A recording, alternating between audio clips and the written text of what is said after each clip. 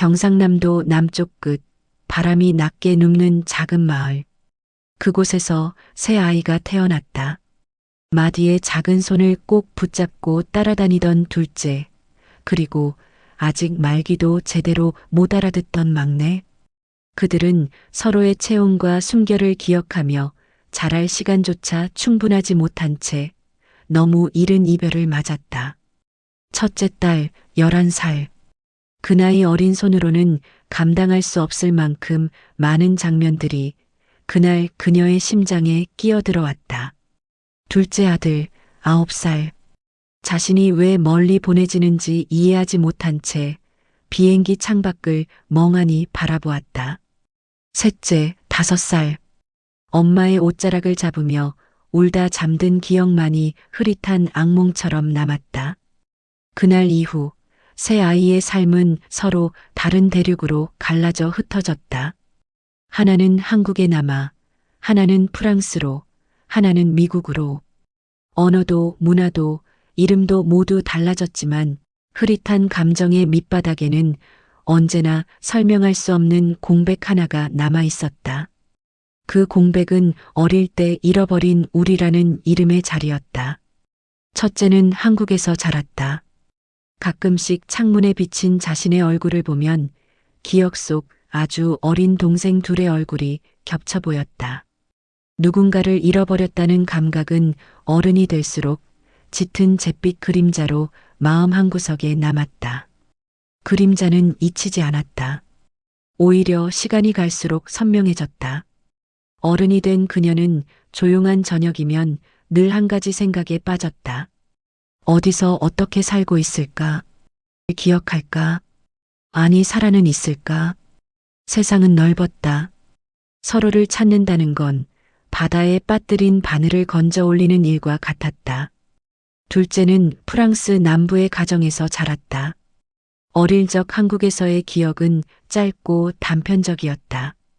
어떤 냄새, 어떤 햇빛의 각도, 누군가가 부르던 이름의 곡선.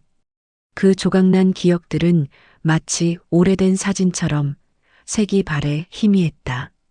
하지만 마음 깊은 곳에서 든 생각은 하나였다. 나는 어디로부터 왔는가? 그는 가족을 사랑했지만 자신이 뿌리를 잃었다는 감각을 부정할 수 없었다. 그는 결국 성인이 되어 한국에 대해 묻기 시작했다. 죽은 줄만 알았던 뿌리가 사실은 이어져 있는지도 모른다는 희망이 그를 흔들었다. 셋째는 미국에서 자랐다. 5살에 떠나온 한국의 기억은 거의 없었다. 그녀는 자신을 미국 아이로 여겼지만 이유를 설명할 수 없는 고독이 종종 찾아왔다. 누군가의 손을 잡고 걷던 느낌, 누군가에게 기대어 잠들던 감각, 누군가의 품이 너무 그리워 이유도 없이 눈물이 나던 순간들. 그녀는 알 수 없는 외로움의 출처를 평생 이해하지 못했다. 그러던 어느 날 첫째의 인생이 40이라는 문턱에 걸쳐섰을 때 그녀는 결심했다. 더 이상 가슴속에 묻어만 둘 수 없다고. 동생들이 살아있는지조차 모르는 채 남은 생을 후회 속에 보내고 싶지 않다고. 그 길이 아무리 멀고 험해도 스스로에게 주어진 마지막 기회일지 모른다는 직감이 그녀를 움직였다. 그녀는 기록을 찾고 수소문하고 또 문의했다. 관련 기관에서 돌아오는 대답은 늘 같았다. 자료가 오래되어 찾기 어렵습니다. 입양 시기 정보가 정확치 않습니다. 신원 확인이 불가능할 수 있습니다. 그럴 때마다 그녀는 흔들렸다. 그리고 다시 마음을 다잡았다. 안 되는 게 아니라 아직 안 된 거야. 수개월의 밤을 불태우며 단서 하나하나를 이어붙였다. 그리고 마침내 둘째의 해외 입양 기록을 찾아냈다. 프랑스. 평생 한 번도 가본 적 없는 나라. 하지만 그렇게 멀리 떨어져 있었다는 사실이 오히려 희망이었다. 살아있을 가능성이 높다는 뜻이었으니까. 그녀는 편지를 썼다. 한국어로 쓰고 프랑스어 번역을 여러 번 수정하며 다시 썼다. 혹시 당신이 제 동생이 맞나요? 그리고 답장이 왔다. 혹시 누나인가요? 그 한 문장. 그 짧은 문장이 세상에서 가장 긴 시간을 통과해 도착한 기적처럼 느껴졌다. 그녀는 한참 동안 답장을 쓰지 못했다. 눈물이 자꾸 흘러서 키보드가 흐릿하게 보였다. 며칠 뒤 그들은 첫 영상 통화를 했다. 화면 속에서 둘째는 어른의 얼굴이었다. 하지만 눈가의 곡선, 웃을 때 입술 끝이 살짝 올라가는 모양은 너무도 익숙했다. 세월이 지났다. 언어도 다르고 외모도 변했지만 그는 틀림없이 그녀가 아는 그 아이였다. 둘째 역시 화면을 보며 말을 잇지 못했다.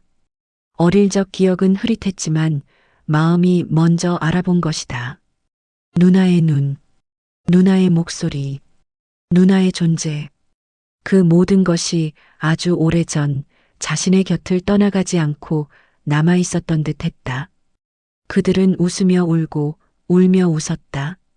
새벽까지 이어진 대화는 서로가 어디에서 살아왔는지, 무엇을 겪었는지, 어떤 상처를 품고 있었는지 하나하나 꺼내 보여주었다.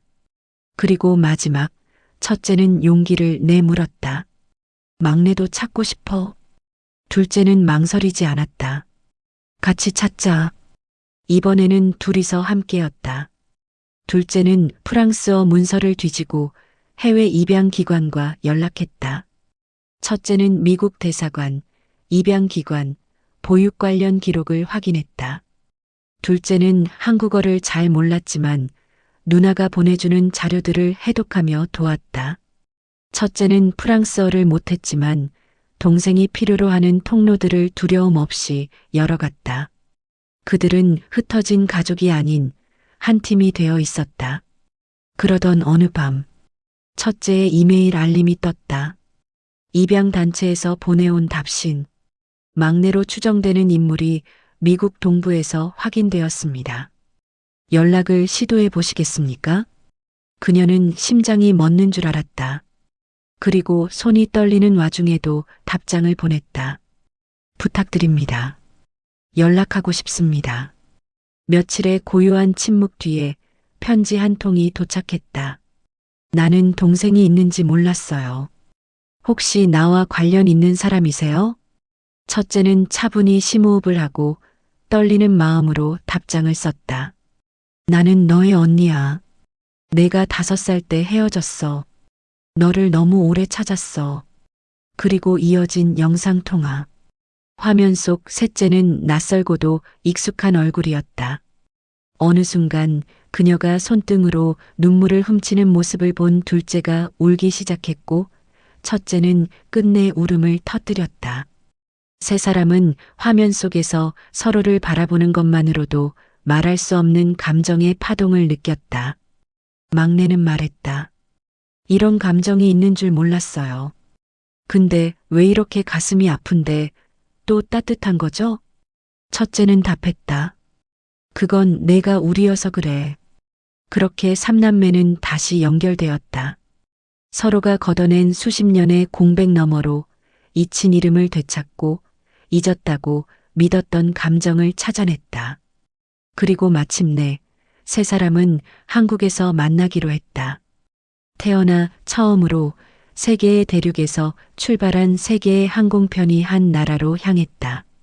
바람이 부는 경남의 작은 마을. 어린 시절의 마지막 기억이 멈춰있던 그곳으로 공항 게이트가 열리고 둘째가 먼저 걸어 나왔다. 첫째는 뛰어갔다. 둘째는 주저앉아 울었다. 그들이 껴안은 그 순간 마치 잃어버린 시간이 폭풍처럼 되돌아오는 것 같았다. 잠시 뒤 셋째가 모습을 드러냈다. 그녀는 한 걸음도 떼기 전에 이미 울고 있었다. 첫째는 막내를 향해 팔을 벌렸다. 둘째는 옆에서 온몸이 떨리고 있었다.